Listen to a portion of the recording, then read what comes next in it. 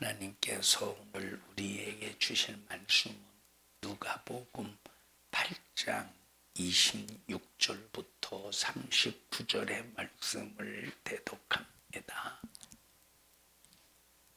갈릴리 맞은편 거라사인의 땅에 이르러 육지에 내리심에 그 도시 사람으로서 귀신 들린 자 하나가 예수를 만나니 이 사람은 오래 옷을 입지 아니하며 집에 거하지도 아니하고 무덤 사이에 거하는 자라. 예수를 보고 부르짖으며 그 앞에 엎드려 큰 소리로 불러가로되 지극히 높으신 하나님의 아들 예수여, 나와 당신과 무슨 상관이 있나이까? 당신께 구하노니 나를 괴롭게 마옵소서 하니, 이는 예수께서 이미 더러운 귀신을 명하사 이 사람에게서 나오라 하셨음이라. 귀신이 가끔 이 사람을 붙잡음으로 저가 쇠사슬과 고랑에 매이어 지키었으되 그 맨 것을 끊고 귀신에게 몰려 광야로 나갔더라. 예수께서 네 이름이 무엇이냐 물으신즉 가로되 군대라 하니, 이는 많은 귀신이 들렸음이라. 무적행으로 들어가라 하지 마시기를 간구하더니 마침 거기 많은 돼지떼가 산에서 먹고 있는지라. 귀신들이 그 돼지에게로 들어가게 허하심을 간구하니 이에 허하신대 귀신들이 그 사람에게서 나와 돼지에게로 들어가니 그 떼가 비탈로 내리다라 호수에 들어가 몰사하거늘. 치던 자들이 그 된 것을 보고 도망하여 성내와 촌에 고하니 사람들이 그 된 것을 보러 나와서 예수께 이르러 귀신 나간 사람이 옷을 입고 정신이 온전하여 예수의 발 아래 앉은 것을 보고 두려워하거늘. 귀신 들렸던 자의 어떻게 구원받은 것을 본 자들이 저희에게 이르매 거라사인의 땅 근방 모든 백성이 크게 두려워하여 떠나가시기를 구하더라. 예수께서 배에 올라 돌아가실새 귀신 나간 사람이 함께 있기를 구하였으나 예수께서 저를 보내시며 가라사대 집으로 돌아가 하나님이 네게 어떻게 큰일 행하신 것을 일일이 구하라 하시니, 저가 가서 예수께서 자기에게 어떻게 큰일 하신 것을 온 성내에 전파하니라. 아멘. 주님의 이름으로 축복합니다. 창세기에서부터 요한계시록에 이르기까지 이 성경을 보면 하나님께서 계획하신 뜻대로 하나님의 작품을 만들어 가십니다. 하나님께서 우리 인간을 태초에 천지를 창조하실 때 그때는 하나님과 우리 인간의 관계가 조물주와 피조물의 관계였어요. 무슨 관계? 조물주와 피조물. 창조자와 이제 피조물의 관계였습니다. 근데 선악과를 딱 따먹는 순간에 이 피조물을 하나님께서 하나님의 기쁘신 뜻대로 만들어진 이 작품이 죄로 인해서 완전히 깨지는 겁니다. 그래서 하나님께서 이 작품을 새롭게 만드시는데 어떤 존재로 만드시느냐? 자, 여기 하나님께서 우리 인간을 만드신 우리는 하나님의 창조품입니다. 이 창조품이 깨졌어. 그런데 하나님께서를 어떻게 만들어 완성의 작품으로 만드시냐면 이제 새로운 피조물로 만드셔요.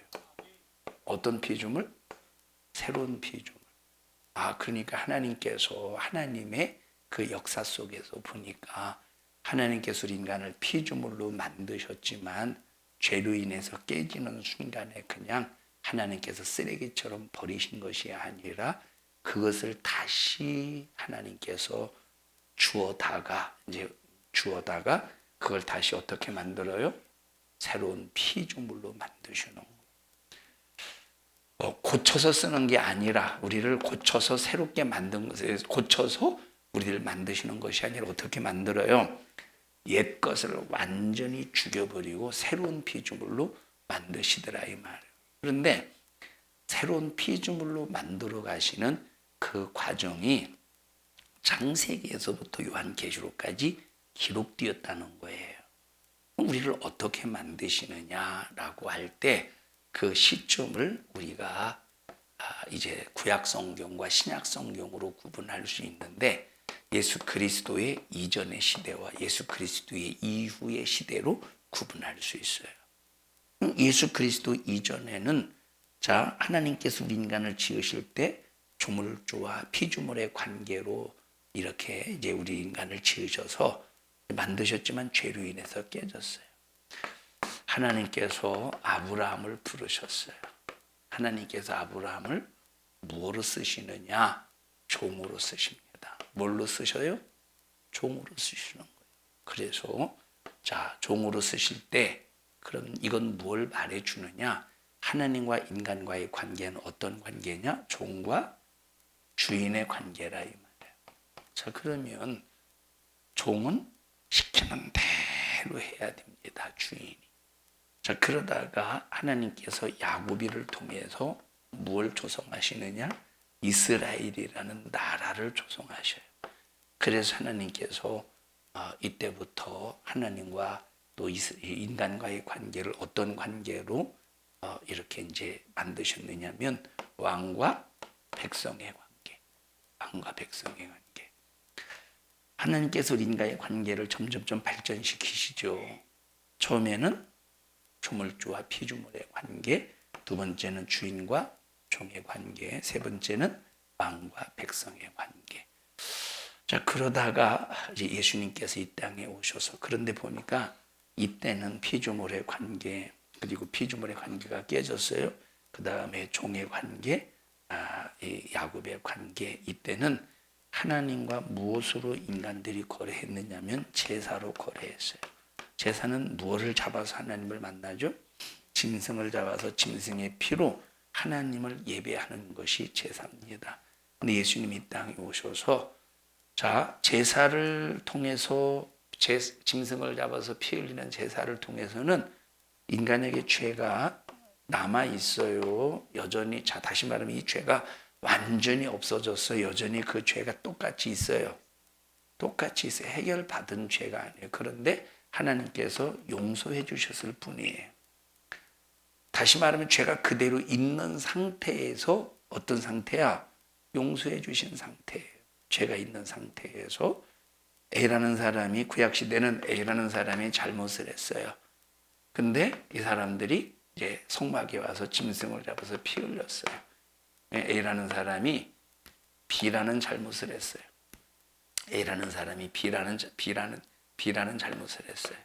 그래서 A라는 사람이 성막에 와서 짐승을 잡았어. 근데 피 흘렸어. 그럼 하나님이 용서해 주셨는데 여전히 어떤 죄가 있어? B라는 죄가 여전히 존재한다. 여전히 존재하지만 하나님은 짐승의 피를 흘렸기 때문에 용서해 주셨어. 자, 그런데 이 사람들이 성막에서 짐승을 잡을 때는 그냥 무조건 내 죄 용서해 주세요 하고 짐승을 잡은 것이 아니라 그 짐승의 죽음을 장차 누구의 죽음으로 믿었어요? 예수의 죽음으로 믿었어요. 이 짐승의 죽음은 예수의 죽음을, 또 이 짐승이 흘린 피는 예수님이 앞으로 흘리실 피를 믿고 하나님의 예언의 말씀을 이루기 위해서 짐승을 잡았다 이 말이에요. 똑같이 짐승을 잡아도 예수님을 바라보지 않고 짐승을 잡으면 그것은 제사가 아니라 뭐가 되느냐? 우상 숭배가 되는 거예요. 똑같이 짐승을 잡았어. 똑같이 가죽을 벗겼어요. 피 흘리고 내장 끄집어내고 똑같이 성막에서 제사를 지냈어도 예수를 바라보지 못하고 예수의 피를 바라보지 못한 제사는 그것은 뭐냐면 우상 숭배였어요. 그래서 이사야서 66장에 읽어보십시다. 이사야서 66장을 보십시다.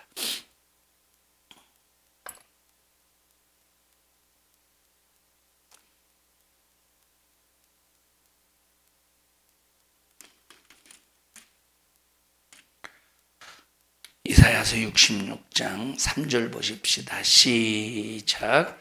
소를 잡아 드리는 것은 살인함과 다름이 없고 어린 양으로 제사 드리는 것은 개의 목을 꺾음과 다름이 없으며 드리는 예물은 돼지의 피와 다름이 없고 분양하는 것은 우상을 찬송함과 다름이 없이. 자, 여기 지금 이스라엘 백성들이 이렇게 이 짐승을 잡고 소를 잡고 그리고 분양을 했는데 하나님은 이 분양을 뭐로 봤어요? 뭐로 봤어요?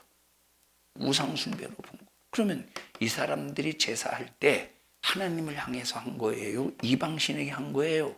하나님을 향해서 분양했다니까요. 하나님을 향해서 짐승을 잡았다니까. 하나님을 향해서 제물을 잡아서 하나님 앞에 드렸는데 하나님은 그걸 뭐로 받으셨느냐? 우상으로 받은 거예요. 그럼 하나님의 우상입니까?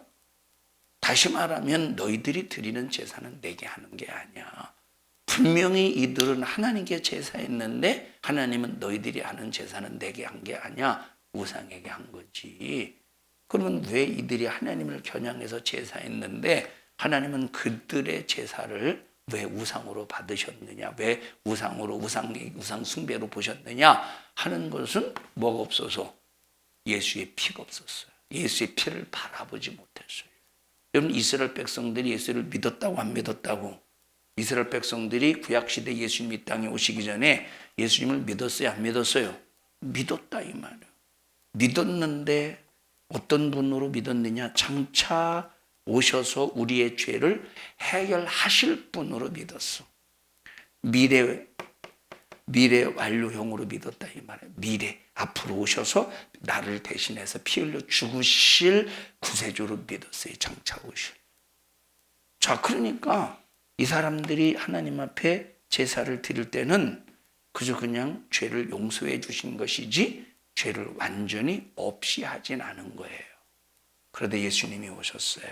십자가에 피 흘려 죽으시는 순간 이들의 모든 용서가, 이들의 모든 죄를 용서해 주시는 이 죄의 용서가 속죄가 되는 겁니다. 이들이 뭘 바라봤어요? 이들이 장차 오실 예수 그리스도를 바라봤다. 그 모든 죄를 내놓으면서 이 짐승이 내 죄를 해결해 줄 수는 없지만 내가 지금 예수님이 오셔서 내 죄를 짊어지고 피 흘려 죽으실 것을 나를 믿어. 나는 그 믿음으로 짐승을 잡는 거야. 라고 하면서 장차 오실 예수 그리스도를 바라보며 그 짐승을 잡을 때 예수님이 오시는 순간에 그들이 내놓은 모든 죄가 다 용서해서 뭐로 바뀌어요? 속죄. 그래서 이들의 구원은 언제 이루어지느냐? 아브라함이 아브라함 앞에 제사를 드릴 때 구원이 이루어지는 게 아니고 이스라엘 백성들이 성막에서 제사를 드릴 때 구원이 이루어지는 게 아니라 구원은 예수님이 오셔서 피 흘려 죽으시고 부활하시는 순간에 구약시대 2000년 동안 짐승을 잡아서 피 흘려서 예수를 바라보는 모든 사람들의 구원이 언제 이루어지는 거야? 이때 이루어지는 거예요. 이때. 자, 예를 들어 보십시다. 선주야 이리 와봐. 얘가 큰 잘못을 했어요. 큰 잘못을 했는데 용서받고 싶어. 용서받고 싶은데, 자, 이 구약시대 사람이에요. 용서받고 싶은데, 자, 얘가 나한테 하나님 앞에 제사를 이제 드려서 용서를 받아서 속죄가 아니요. 그러면 이제 자유하죠. 자유하지만 구원이 이루어진 건 아니에요. 근데 뭐가 있느냐? 앞으로 예수님이 오시면 구원받을 수 있는 증표만 있는 거야. 이게 증표예요. 이게 무슨 증표예요? 구원의 증표야. 용서받았는데 속죄는 이루어진 게 아니에요. 뭐는 있느냐? 아직 죄는 있다 이 말이에요. 죄는 아직 있지만 그러나 뭐가 있어요? 예수님이 오시면 너는 구원받아 죄가 완전히 사해질 거야 라고 하는 증표만 있는 거야. 자, 그런데 만약에 예수님이 오시지 않았으면 이게 구원이 이루어질까 안 이루어질까? 구원이 이루어지지 않는 거예요. 그래서 이스라엘 백성들은 장차 오실 예수님을 바라보면서 짐승을 잡은 거예요. 그러다가 자, 이게 뭐예요? 이게 증표야. 그러다가 예수님이 딱 오셔서 십자가에 피 흘려 죽으셔서 이제 인간의 죄를 해결해 주셨어요. 그러면 구약시대에 뭐가 있어요? 이 증표, 짐승의 표, 구원의 표는 뭐예요? 짐승의 피지. 자, 우리의 구원을 이루는 건 뭐예요? 예수의 피야. 그러면 예수의 피가 이거 증표와 맞바꾸는 거야. 너 뭐야 이거? 이게 뭐야 이게? 증표지. 증표가 있는 사람에게 전부 다 예수의 피와 맞바꾸는 거예요. 증표가 있는 사람에게. 근데 이런 증표가, 제사를 해도 이런 증표가 없으면, 증표는 뭐냐? 예수의 피를 바라보는 거예요. 증표가 없는 사람은 예수의 피를 맞바꿀 수가 없는 거예요. 십자가의 피 흘려 죽으시는 순간에 이 증표와 예수의 피가 맞바꿔지는 순간에 있었던 죄가 예수의 피로 용서의 수준에서 뭐가 이루어져? 속죄가 이루어지는 거예요. 가져갈래? 증표의 표인데 이건 증표에 불과한데? 자, 괜찮다고 하더니 받아가는 건 뭐냐 이놈아. 가져가. 자, 속죄. 그럼 속죄는 구약시대에, 자, 아브라함이 살던 시대에 아브라함이 제사 지렸지만 속죄가 이루어졌어요, 안 이루어졌어요?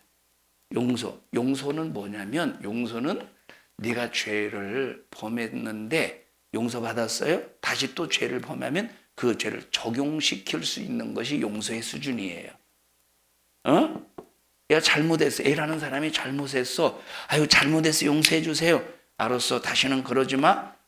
다시는 그러지 마. 하고 용서해 줬어요. 근데 이 A라는 사람이 또 잘못을 했어. 그러면 이 사람이 어떤 죄를 범할 때 가중처벌을 받아. 가중처벌을 받는다는 말은 지금 범한 죄 플러스 그 전에 과거에 범한 죄까지 플러스 되는 것이 가중처벌이라 이 말이에요. 그 용서는 용서받았지만 네가 잘못을 하면 어떻게 돼요? 가중처벌 받는 거예요. 근데 속죄는 네가 오늘 잘못했어. 자, 네가 오늘 잘못했어요? 네가 내일 잘못했을지라도 오늘 회개한 죄는 하나님이 기억하지 않으셔. 그런데 내일 죄를 범했으면 이 죄에 대해서 회개하지 않았을 때 죄값은 뭐로만 어떤 죄로만 죄값을 물어요? 현재 죄값으로만 묻는다 이 말이에요. 그래서 예수의 피는 가중처벌이 아니라 그날의 죄. 그래서 우리는 날마다 뭘 해결하며 살아야 되느냐? 죄를 해결하며 살아야 돼요. 죄를 해결하며. 왜냐? 우리는 보십시다. 죄를 해결하지 않으면 이건 가중처벌이고 모급다니까. 속죄이기 때문에 그날의 죄만 하나님이 적용하신다 이 말이에요. 만약에 회개하지 않았으면 과거의 죄 모든, 과거 현재 모든 죄를 하나님께서 그 죄값으로 하나님께서 우리에게 죄값을 물으시지만, 근데 과거의 죄는 다 회개했어. 그런데 오늘 범했으면 오늘의 죄만 적용시킨다 이 말이에요. 왜? 우리에게 예수의 피는 어떤 능력이에요? 용서의 능력이 아니라 속죄의 능력. 다 같이 구약의 짐승의 피는 용서의 수준이지만 예수님의 피는 어떤 능력이에요? 이해하십니까? 속죄의 능력이에요. 속죄의 능력. 속죄의 능력. 그래서 보십시다. 속죄라고 하는 것은 죄를 기억하지 않으신대. 속죄의 능력이기 때문에 우리가 회개할 때 속죄, 완전히 죄가 없어져. 속죄할 때, 그래서 회개할 때 속죄가 되죠. 그래서 지금은 회개할 때 질병이 떠나가는 거예요. 자, 이때는 용서받았어. 죄가 있어요, 없어요? 구약시대는 용서받았어. 내가 하는 잘못했어요. 근데 용서를 구해서 용서받았어요. 죄가 있어요, 없어요? 죄가 있지. 그래서 구약시대는 특별한 선지자만 능력을 행할 수 있었어요. 특별한 하나님의 명령을 따라 하나님의 살아계심을 보여주시기 위해서 능력을 행했지만 지금은 예수님을 믿어서 회개하면 뭐가 이루어지기 때문에, 속죄가 이루어지기 때문에 죄와 함께 질병이 떠나가고 죄와 함께 저주가 떠나가고 죄와 함께 악한 영이 떠나간다 이 말이에요. 그래서 나와 여러분들은 지금 용서의 시대에 사는 것이 아니라 속죄의 시대에 살고 있다는 사실을 절대적으로 믿으면서 이것이 나와 여러분의 평생의 믿음이 되어야 된다는 거예요. 그래서 능력이 바로 뭐냐면, 능력이 바로 뭐냐? 회개가 능력인 거예요. 자, 이것은 자책이 아니에요. 이건 자책이 아니야. 회개야. 회개와 자책은 완전히 다른 거예요. 여러분, 가룟 유다가 죄를 깨달아서 예수님을 은 30에 받고 예수님을 팔았어요. 그가 자기의 잘못을 깨달아서 못 깨달았어요. 가룟 유다가 잘못 깨달아. 내가 왜 그랬지. 근데 그 가룟 유다는 회개에서의 자책했어요. 그 자책이 결국 자기 자신을 자살로 만들잖아요. 이런 베드로 보세요. 예수님을 모른다고 3번 부인했어요. 예수님을 모른다고 3번 부인했어요. 여러분, 예수님을 모른다고 3번 부인하는 것이나 은 30을 받고 예수님을 판 것이나 똑같은 죄인이에요. 예수님을 3번 모른다고 부인한 것도 예수님을 판 것이나 똑같지. 그것도 여러분 보세요. 여러분, 누구요? 가룟 유다는 예수님을 저주했습니까? 가룟 유다가 예수님을 저주했어요, 안 했어요? 안 했어요? 안 했어요. 했어요, 안 했어요? 예수님을 저주 안 했다니까. 그냥 은 30에 받고 팔았어요. 그리고 가룟 유다는 예수님의 능력을 알았어요. 예수님의 능력을 알았기 때문에 까짓고 은 30을 받고 판들 예수님이 설마 십자가에 피 흘려 죽으시겠어? 예수님이신데, 능력인데, 죽은 자도 살리시는데, 그러니까 은 30만 버는 거야. 근데 막상 보니까 예수님께서 죽어가 안 죽어가, 죽어가다가 고난받으며 죽어가다 결국은 죽더라 이 말. 그래서 자책에 의해서 자살한 거예요, 목매달아서. 그럼 베드로는 예수님을 완전히 저주까지 했다니까. 예수님을 저주하여 맹세코 나는 저를 알지 못하. 그러면 인간의 잣대로 볼 때 누가 죄를 크게 더 졌어? 베드로의 죄가 커요. 인간의 잣대로 하나님이 보실 때는 똑같지만, 그런데 인간의 잣대로 볼 때 베드로의 죄가 더 커요. 가룟 유다의 죄가 더 커요. 베드로의 죄가 훨씬 더 크지. 베드로의 죄가. 이리 와봐, 선주야. 아버지 이리 와봐, 아버지. 내가 아버지는 아니잖아. 아버지가 아버지 보고 그러니. 이리 와봐. 국주가 없네. 예를 들어 보세요. 내가 국제라고 해볼게. 자, 아버지를 이리 와봐. 은 30을 주고 아버지를 팔았어. 은 30을 주고. 거래를 해. 뭘 말하고 거래를 이마치고 이 가운데 신발 좋은 거 신었다. 그래서 그냥 신고 올라왔구나. 자, 거래해봐. 거래해. 아니, 말을 해야지. 뭐하러 꿍시렁 하지 말고 알아듣게 말을 해야지. 우리 아빠인데 한 30만 받으면 내가 당신에게 아버지를 팔 수 있으니까 30 줄 수 있느냐고.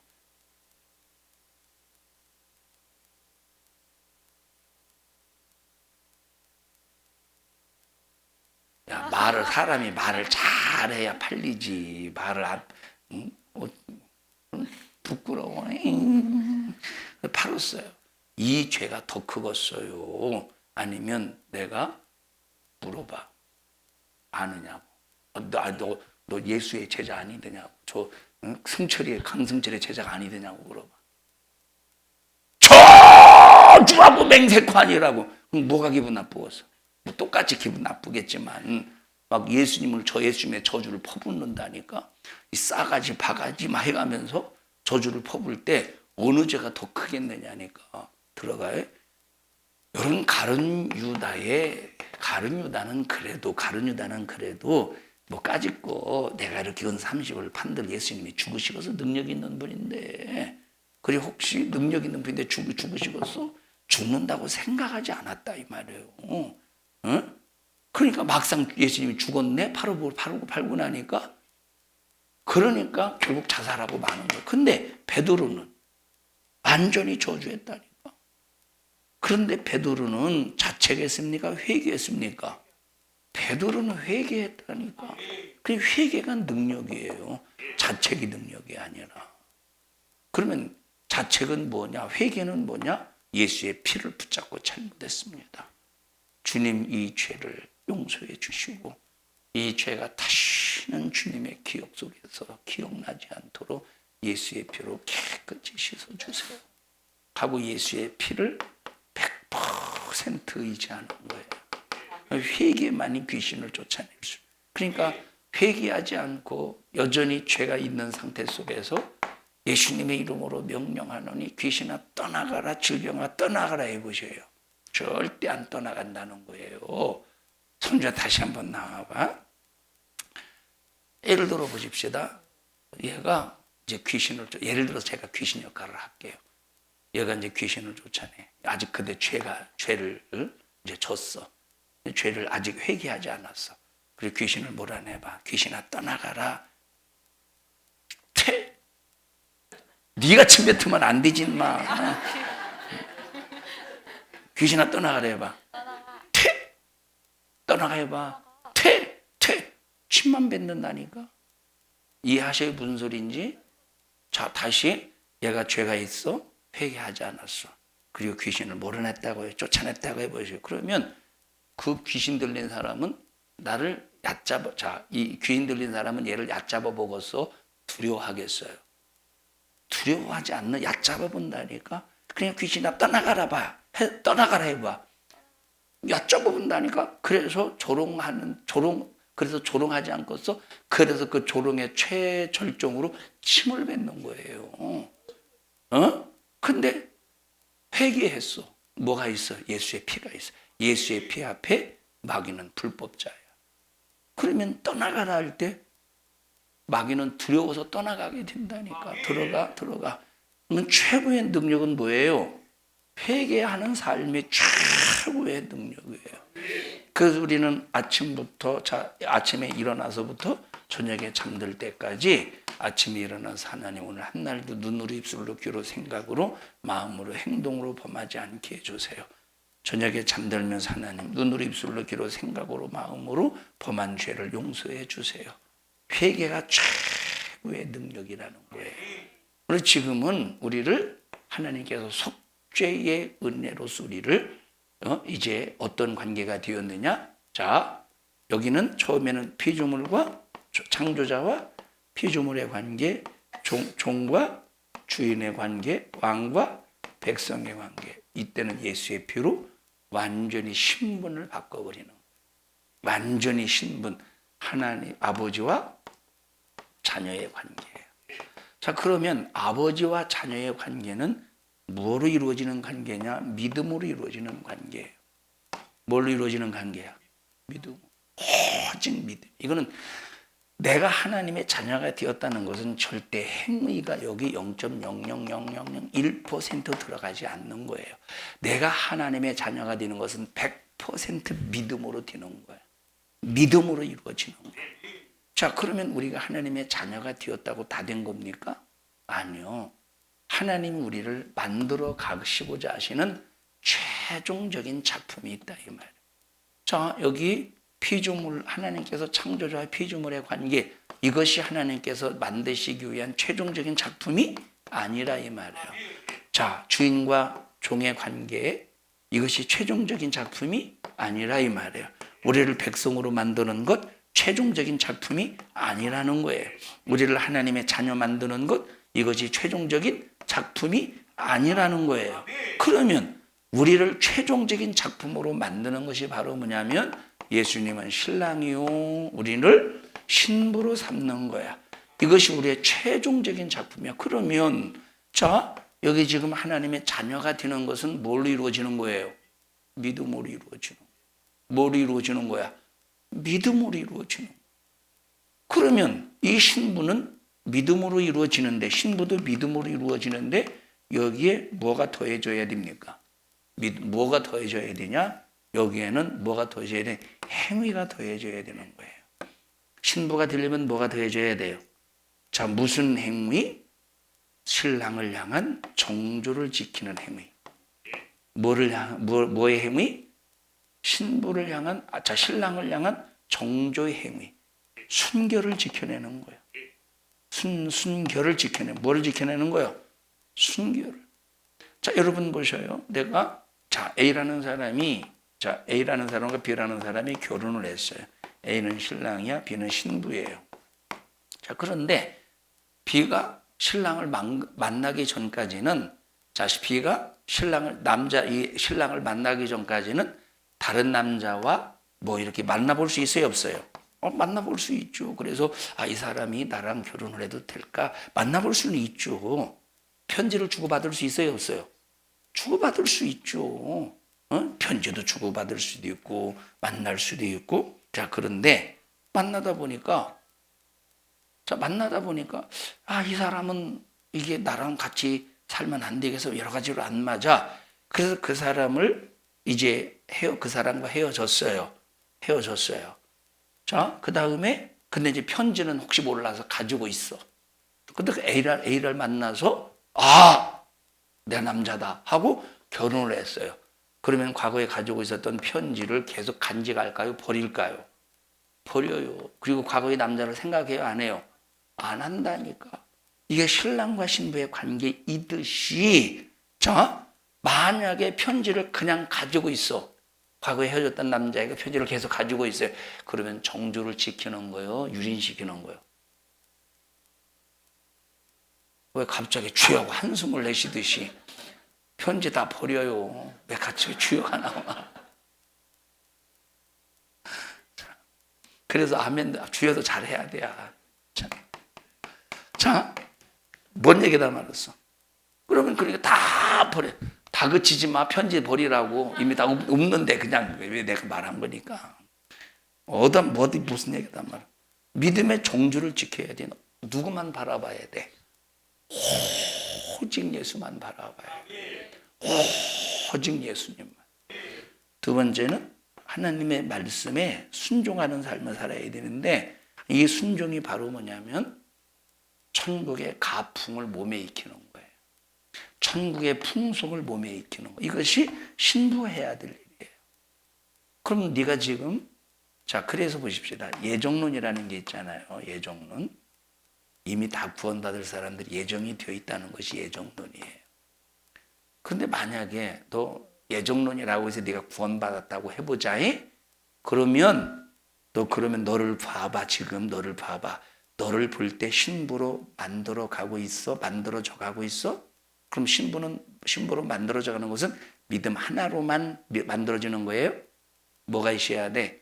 행위가 있어야 되는 거예요. 행위가 있어야 된다니까. 행위라니까 주님을 좀 팬다는 소리가 아니요. 믿음의 두 가지요. 믿음의 정조를 지키고 하늘의 가풍을 익히는 거예요. 예수님만 바라보고 예수님만 마음에 품고 예수님만 사랑하고, 그리고 또 하나는 하나님 나라의 가풍은 말씀에 순종하는 것이라.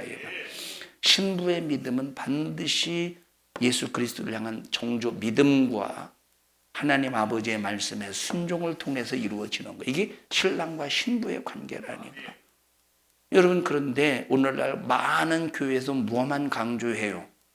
믿음만 강조한다니까? 그럼 믿음만 강조할 때 너는 평생 하나님의 자녀의 수준이라 이 말이에요. 그러면 그러면 마지막 최후의 요한계시록의 결론은 하나님과 나와의 관계가, 요한계시록의 결론은 아버지와 자녀의 관계가 결론이에요? 신랑과 신부의 관계가 결론이에요? 마지막 요한계시록의 결론은 하나님 아버지와 자녀의 관계로 결론을 맺는 것이 아니라 신랑과 신부의 관계가 요 마지막 성경의 결론이라 이 말이에요. 그럼 뭐로 만들어져야 된다는 거예요? 뭐로 완성이 돼야 된다는 거예요? 신랑과 신부의 관계로 완성이 되어야 된다. 22장 읽어보십시다. 21장. 새하늘과 새 땅. 요한계시록 21장.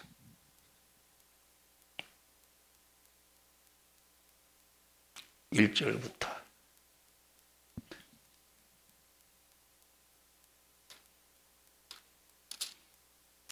1절부터 보십시다. 시작. 또 내가 새하늘과 새 땅을 보니, 여기 보십시다.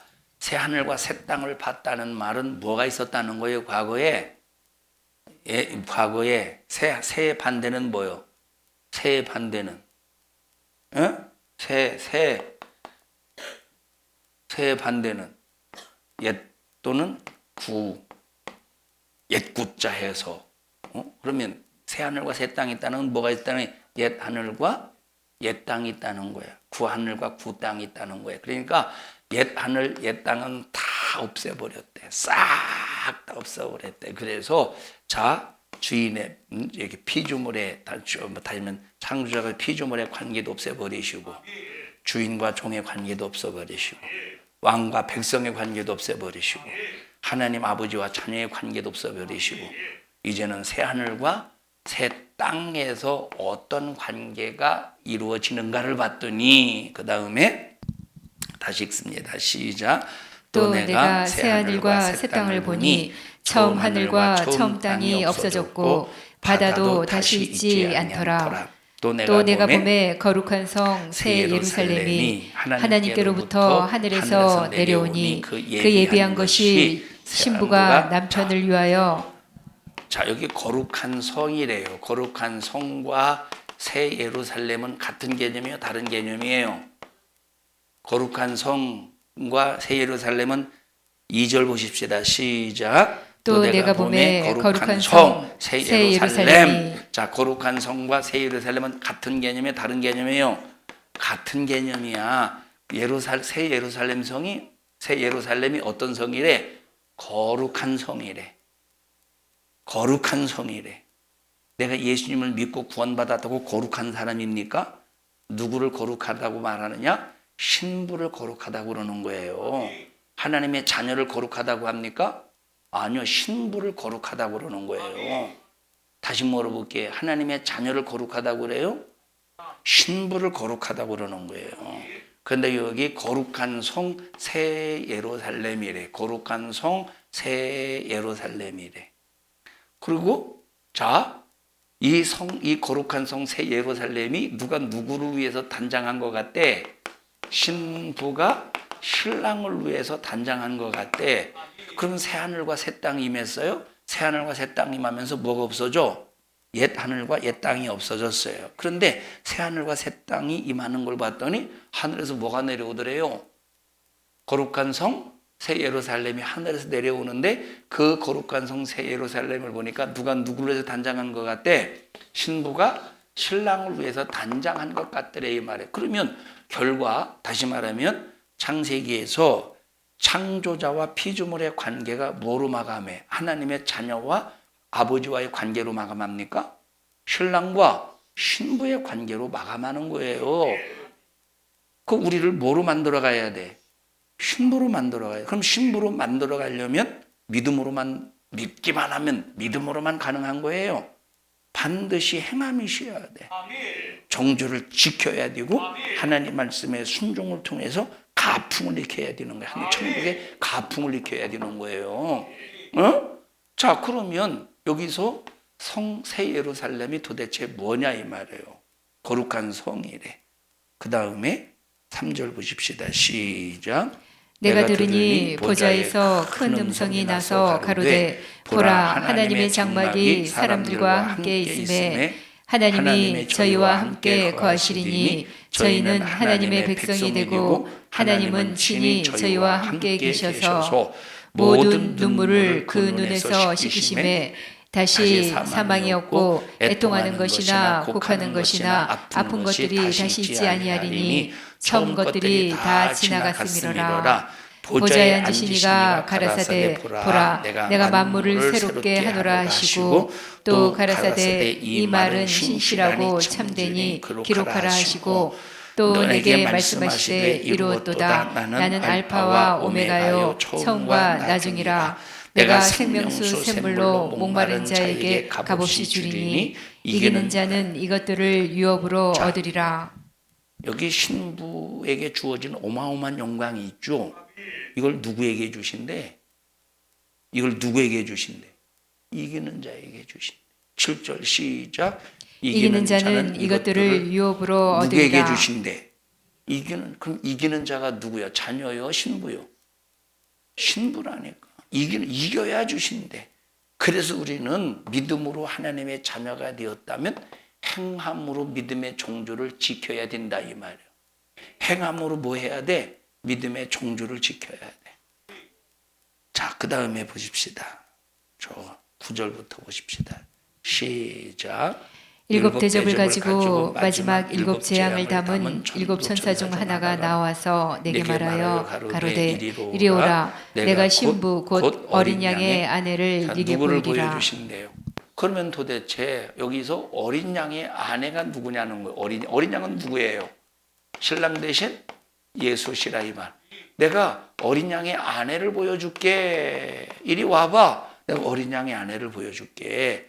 여기 지금 쭉 거룩한 성 새 예루살렘에 대해서 말씀하고 있죠. 새하늘과 새 땅이 임하니까 거룩한 성 새 예루살렘이 내려오더라 이 말이에요. 이 예루살렘을 보니까 신부가 남편을 위해서 단장한 것 같더라는 거야.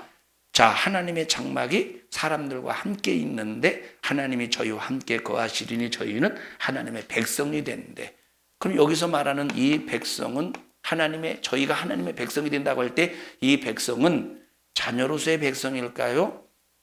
여기 왕과 이 백성의 관계에서 백성일까요? 주인과 종의 관계에서 백성일까? 창조자 피조물의 관계 속에서 백성일까? 어떤 백성이 의미해요? 신부로서의 백성을 말한다 이 말이에요. 신랑과 신부의 관계로서의 백성을 말한다 이 말이에요. 자, 9절, 10절 어린 양의 아내를 보이는데 10절 시작. 성령으로 나를 데리고 자, 어린 양의 아내를 보여줄게. 이제 사도 요한에게 야 어린 양의 아내를 보여줄게 하고 요한이를 데리고 가는 거야. 어? 누구를 보여주려고? 신부를, 어린 양의 아내를 보여주려고, 신부를 보여주려고. 어? 그리고 이제 성령으로 데리고 간다 이 말이에요. 또 보십시다. 시작. 크고 높은 시작. 크고 높은 산으로 올라가 하나님께로부터 하늘에서 내려오는 거룩한 성 예루살렘을 보니. 자, 보세요. 아내를 보여줄게 하더니 뭘 보여줬어? 거룩한 성 새 예루살렘을 보여주더라 이 말이에요. 아내를 보여줄게 그러더니 뭘 보여줬어요? 거룩한 성 새 예루살렘을 보여줬어. 그럼 여기 이 예루살렘 성이 어떤 성이래? 신부가 남편을 위해서 단장한 것 같더래요. 신부가 남편을 위해서 단장한 것. 그러면 성 예루살렘이라고 하는 것은 어떤 건물을 말하는 게 아니더라 이 말이에요. 그러면 결국 이 아내는 누구라는 거야? 새 예루살렘, 거룩한 성 새 예루살렘이 아내라고 하는 걸 말해주고 있다 이 말이에요. 그러면 그 뒤에 보면, 그 뒤에 쭉 읽어보면 여기 아내가 누군가 나와야 안 나와요? 안 나와. 그럼 안 나온다는 것은 이 예루살렘 성이 누구를 말해주는 거예요? 신부를 말해주는 거예요. 야, 내가 어린 양의 아내를 보여줄게. 이리 와봐, 손주야. 어린 양의 아내를 보여줄게. 그러면 누굴 보여줘야 돼? 어린 양의 아내를 보여줄게. 그러면 누굴 보여줘야 돼? 어린 양을 어린 양의 아내를 보여줘야 될 거 아니요. 근데 어린 양의 아내를 보여줄게 하고 뭘 보여줬대? 거룩한 성 새 예루살렘을 보여줬대. 그럼 이게 뭐라는 거예요? 거룩한 성 새 예루살렘이 신랑의 아내라는 걸 말해주고 있다 이 말이에요. 응? 시계 좋은 거 했다? 국 줄 거야? 네가 왜 국 줄 걸 찼어 이놈아? 시계 좋다 야. 목사님 줄래? 뭘 드릴까? 너 목사님이 안 받을 걸 알고 줄까 그랬지? 들어가 이놈아. 자, 이해하셨어요? 그러면 아내가 누구야?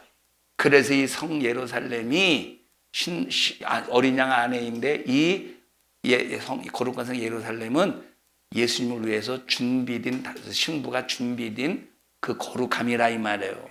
그럼 내가 누구야? 자, A라는 사람, B라는 사람, C라는 사람, D라는 사람이 있다고 해요. 수많은 사람들이 신부라고 해보십시다. 이게 신부라고 해봐. 그러면 이것이 합쳐진 걸 뭐라고 말하는 거예요? 거룩한 성 새 예루살렘이라고 그러는 거예요. 신부들이 모인 그 집합체를 뭐라고 말해? 거룩한 성 새 예루살렘이라고 말하는데 이것을 요한계시록 21장에서는 하나님의 백성으로 표현했다 이 말이에요. 자, 그러면 이 거룩한 성 새 예루살렘 안에는 그럼 뭐가 있어야 되겠어? 거룩한 성 새 예루살렘 안에 한 중심에는 뭐가 있어야 되겠어요? 신랑이 있어야 되겠지. 다시 성전이 있어야 되겠지. 여러분 이스라엘 이 구약 시대에 보면 예루살렘 성이 있지. 그 성 중앙에 뭐가 있어요? 성전이 있더라 이 말이에요. 그러면 여기 21장에서 거룩한 성 신부들의 공동체가 뭐야? 신부들의 공동체가 뭐예요? 거룩한 성이야. 거룩한 성 예루살렘이야. 그럼 그 성 안에 뭐가 있어야 돼요? 성전이 있어야지. 그럼 성전은 누구겠어? 성전은 예수 그리스도시라 이 말. 이것을 그러니까 신랑 대신 예수 그리스도와 신부된 다시 말하면 신랑의 어린 양의 아내 된 우리를 그 신부를 뭐로 묵시문학적으로 표현했다 이 말이에요. 이해하십니까? 그리고 주에 보십시다. 그 다음에 11절부터 그냥 읽읍시다. 여기 9절 10절 이해하셨죠? 어린 양의 아내 보여줄게 하더니 성령께서 데리고 가셔서 사도 요한을 데리고 가셔서 어린 양의 아내를 보여준다고 하면서 뭘 보여줬어요? 거룩한 성 예루살렘을 보여주셨다는 것은 거룩한 성 예루살렘이 신부라는 걸 신부의 공동체를 말해주고 있어요. 자, 그 다음에 11절 시작. 하나님의 영광이 있음에 그 성의 빛이 지극히 귀한 보석 같고 벽옥과 수정같이 맑더라. 뭐가 이렇게 하나님의 영광이 있다는 거예요? 새 예루살렘, 거룩한 성 예루살렘이 이렇게 하나님의 영광이 가득하다 이 말이에요. 그러면 어떻게 표현하셨나 보십시다. 다시 시작. 그 성의 빛이 지극히 귀한 보석 같고 벽옥과 수정같이 맑더라. 뭐가 이렇게 맑다는 거야? 신부들이 이렇게 맑다는 거예요. 이렇게 맑고 이렇게 수정같이 맑고 여러분 옆 사람의 눈빛 좀 보셔요. 수정같이 맑은가 아니면 혈기가 가득한가? 되게 맑아요?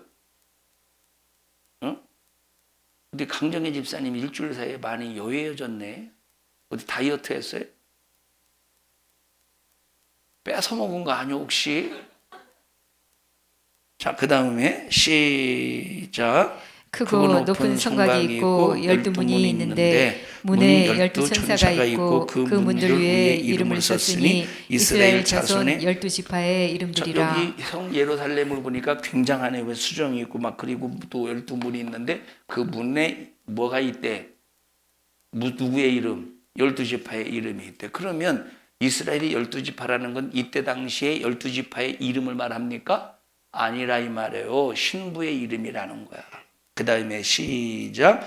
동편의 셈은 북편의 셈은 남편의 셈은 서편의 셈이니 그 성의 성곽은 12기초석이 있고 그 위에 어린 양의 12사도의 12이름이 있더라. 내게 말하는 자가 그 성과 그 문들과 성곽을 청량하려고 금갈대를 가졌더라. 그 성은 네모가 반듯하여 정강이 같은지라. 그 갈대로 그 성을 청량하니 12,000 스타디온이요 장과 강과 고가 같더라. 자, 지금 성 예루살렘의 그 규모를 처음에 이 거룩한 성 예루살렘의 그 모습을 말해주고 있죠. 수정같이 맑고 막 이러니 찬란한 그 모습을 말하고 있죠. 하나님 영광이 가득한 그 모습을 말하고 있죠. 자, 두 번째는 크기를 말하고 있지. 예? 자, 그런데 이런 모습이 하나의 이렇게 묵시문학적인 표현으로 이것은 결국 누구를 표현한 거예요? 신부들의 그 전체 공동체의 모습을 표현했다 이 말이에요. 이해하셨습니까? 이게 쭉 성전에 대해서 쭉 얘기하고 있어요. 자, 저 성에 대해서 성은 누구야? 성은 누구요? 신부들이야. 그런데 그 성 안에 누가 있는가 봤더니 22절 성 안에 누가 있는가를 봤더니 성 안에 누가 있는가를 봤더니 졸리면 내가 졸리게 생겼어요 지금. 권사님 봉헌 부장 주님처럼 섬기겠습니다. 장순임 권사님 축복하셔요. 나를 축복해 달라고. 축복합니다. 읽어보십시다. 22절인가? 네. 시작. 성 안에 성전을 이 성은 어떤 성이요? 거룩한 성, 새 예루살렘. 이 성 안에 뭐가 있대요? 성전이 있대. 성 안에 성전이 있대. 그 다음에 시작. 내가 보지 못하였으니 이는 주 하나님 곧 전능하신 이와 및 어린 양이 그 성전이심이라. 누가 성전이래? 전능하시니. 다시 말하면 하나님 아버지와 어린 양이신 예수 그리스도가 뭐래요? 성전이시래. 그러니까 예루살렘 성과 이 성전은 곧 누구냐면 신랑과 신부라 이 말이에요. 자, 그러면 나와 여러분이 어떻게 만들어져야 된다는 거요? 하나님의 자녀로 살래? 신부로 살아야 된대. 신부로 살아야 된다는. 여러분, 하나님의 자녀로 산다는 것은 어떻게 자녀야?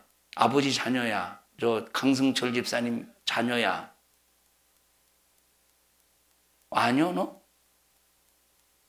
어떻게 너 집안에 대해서 책임지냐 안 지냐? 되게 집사님 책임질 일 많이 있어요 없어요? 가정에 뭐에 대해서 가장 책임질 놈들이 어떤 놈들이요? 자식년 놈들이지. 근데 너는 네가 너를 책임져 안 책임져? 네가 너를 책임져 안 책임져? 책임 안 짓고 있잖아. 책임져?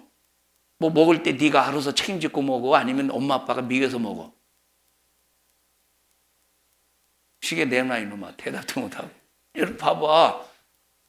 여러분 자녀는 아버지 일에 책임 안 짓는다니까. 근데 신부는 같이 신랑의 일을 책임지는 게 신랑의 신부라 이 말이에요. 그러니까 보십시다. 내가 자녀의 수준의 믿음인지 신부의 믿음의 수준인지 나를 진단할 수 있어야 된다는 거예요. 그러면 네 믿음이 자녀의 믿음이냐 신부의 믿음이냐 벌써 진단이 되지. 하나님 아버지의 일을 책임짓고 신랑의 일을 네가 지금 책임짓고 있다면 너는 신부의 믿음이야. 그런데 너는 교회가 무슨 일을 하든 청소합시다. 무관심. 내일부터 고난주간 성에 있습니다. 무관심. 교회가 이런 선교합니다. 무관심. 남아공 부흥회 갑니다. 목회자 세미나, 한인 선교사 세미나 갑니다. 기도해 주십시오. 무관심.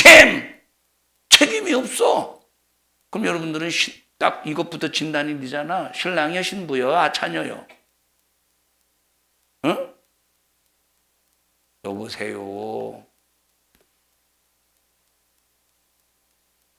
자, 보셔요. 아내와 자식이 결혼했어요. 제 아들이 결혼했어요. 또 딸이 결혼을 했어. 그러면 결혼을 시켜서 내보냈다고 재금 냈다고 내보냈다고 이제 손 딱 털고 책임 안 져. 그래도 책임져. 책임진다니까. 우리 할머니라고는 잘 안 했어요. 근원이 할머니라고 그랬지. 근원이는 제 사촌 동창 중에 있는데 그 근원이 할머니가 큰댁의 할머니야. 가장 큰 아버지의 아들이에요. 나는 넷째 할머니 할아버지의 넷째 아들의 아들이고. 그러니까 항상 보면 야 대원아 네 할머니 왔다. 친구들이 안 그랬어. 근원이 할머니 왔다고 그러지. 나는 대원이 그 친구는 근원이 어떤 이름이 더 좋아? 근원이가 이름이죠. 대원이 이름이 더 좋아하죠. 이건 뿌리 근자예요. 나는 큰 대자고 얘는 원자는 멀원자. 그래서 뿌리가 멀어. 뿌리가 없어 얘는. 나는 뭐가 멀어요. 뭐가 없어요. 나는 크지 않다는 거야. 또 그 다음에 또 이제 바로 이제 같은 해에 태어났어요. 나보다 1월생, 9월생. 또 이제 뒤에 이제 또 주은원이 있어요. 주은원. 얘는 뭔 주는지 모르겠네. 뭔 얘기다 말았어. 자, 근원이 할머니라고 했으니까 이제 근원이 할머니가 이제 가장 큰아버지, 이제 큰아들이죠. 큰아들이 병원에 입원했어요. 병원에 입원했는데 근원이 할머니가 병실에 가더니 막 침대에 올라갔다 내려왔다. 내 아들 어떻게 괜찮냐고 막 안절부절을 못하는 거예요. 이 말은 책임질 수는 없지만 그래도 마음으로는 끝까지 책임지고자 하는 것이 부모라니까. 여러분 그래서 네가 하나님의 자녀의 수준인지 신랑의 신부의 믿음의 수준인지 뭘 보면 아느냐? 내가 하나님의 일, 주의 일, 교회의 일을 책임지고자 하는 마음이 있느냐 없느냐의 차이라 이 말. 여러분 자녀의 수준이요, 신부의 수준이요, 책임져야 돼요. 주님의 일을 책임질 수 있어야 돼. 신랑의 일을 책임질 수 있어야 돼. 신랑의 일을.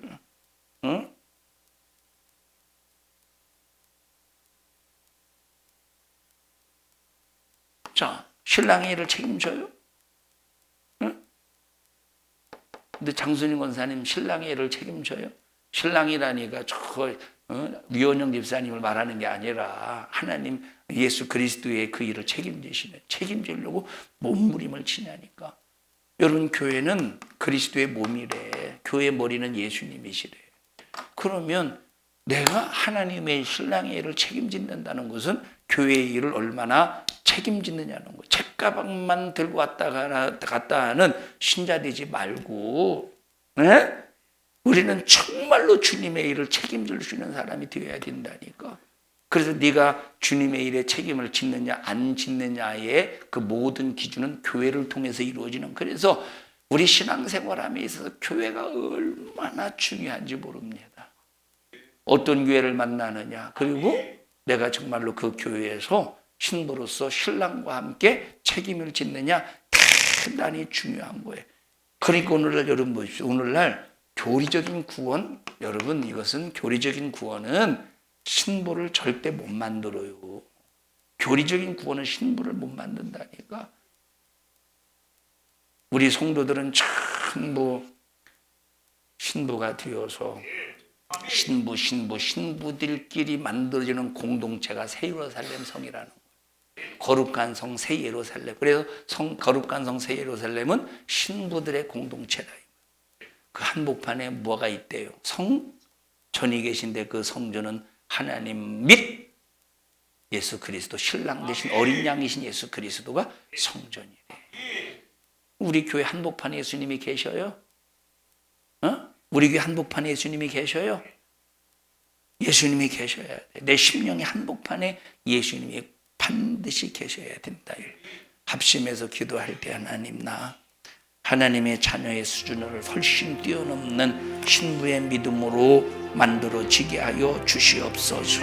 오늘까지 그렇게 살지 못하는 건 용서해 주시옵시고 내 신부의 종주의 믿음을 지켜내게 하옵소서. 우리 두 손 번쩍 들고 주여 3번 부르시고 통성으로 기도합니다. 주여, 주여, 주여. 하나님 고맙습니다. 하루하루 신앙의 작품을 만들어가는 저희들 되게 하시고 우리 주님 실망시키지 않도록 우리에게 바른 신앙관을 갖게 하옵소서.